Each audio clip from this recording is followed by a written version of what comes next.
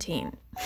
I think one of the hardest things about moving to a different country is getting used to this time zone, especially when it's a 14-hour time difference.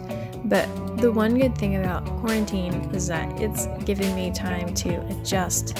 So the first few days, I woke up between 1 and 3 in the morning, and I just could not stay awake past 6 p.m. So that was really tough, but I tried forcing myself to stay awake for as long as I could. So soon I started waking up around 6 to 7 in the morning, which is much more normal for me. Right when I'd wake up, especially in the beginning, I would be starving. So I would eat breakfast, usually just some bread with jam and a banana. And then after that, I would wash my face and brush my teeth. Maintaining hygiene in quarantine, I'm not gonna lie, it is not easy. Cause who's gonna see me? But I gotta keep that skin and breath fresh. So after all of this, it's time to report my health to the Korean government. They make this super easy through an app. They help you download it and set it up while you're still in the airport, which is really helpful. But as you can see, you just mark whatever symptoms you have or don't have, and then take your temperature by sticking a thermometer in your armpit, and then you just input that temperature reading into the app. So it's super easy, and you have to do this 2 times a day.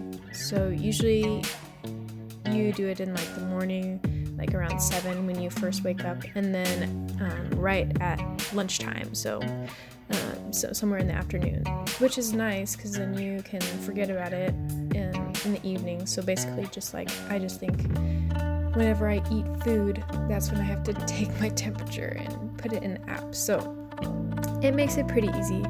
After this, I basically just wait for lunch.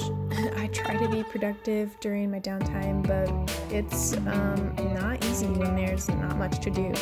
So I downloaded this workout app that I try to do every morning, and sometimes evening, but they're really easy workouts. So it's not hard at all, but it gets my blood flowing, which is really good. After that, I usually will get lunch, and lunch is usually delivered around 12 p.m. So there's usually about 2 to 3 hours between my morning routine and lunchtime. I try to limit my TV watching to just evenings so that I'm not a complete potato all day.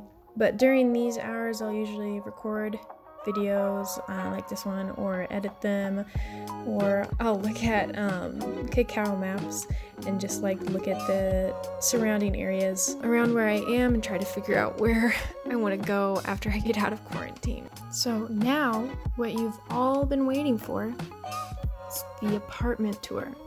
This is the entryway. You have to take your shoes off. And this first cabinet holds all my bathroom stuff and my shoes, because it's right across the hall from the bathroom. That's trash. I keep that closed because it's stinky.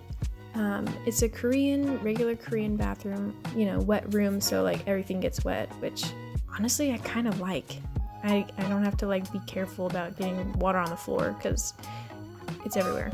Anyways, this is the rest of the room. So I have a couple of big cabinets on this side. This one holds all my clothes, which is not very many, but it's fine.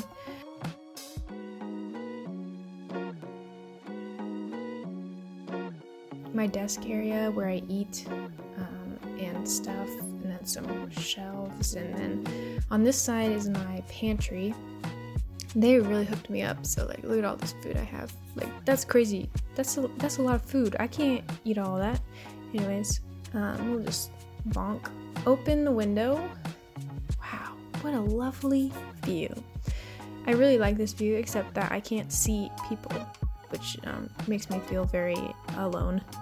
So other than that, it's great. I have a great time looking out this window and pretending that I'm on an island completely alone. That's my bed. That's where I sleep. That's the rest of the thing. after lunch, the next thing that I have to do is dinner. So, there's just like all those hours of doing nothing while I wait for my next meal. But yeah, so I basically just watch TV and mess around and become a lazy bum during this time. But, it's great. It's okay. And that's pretty much it. After that, I just go to sleep and redo the whole thing over again.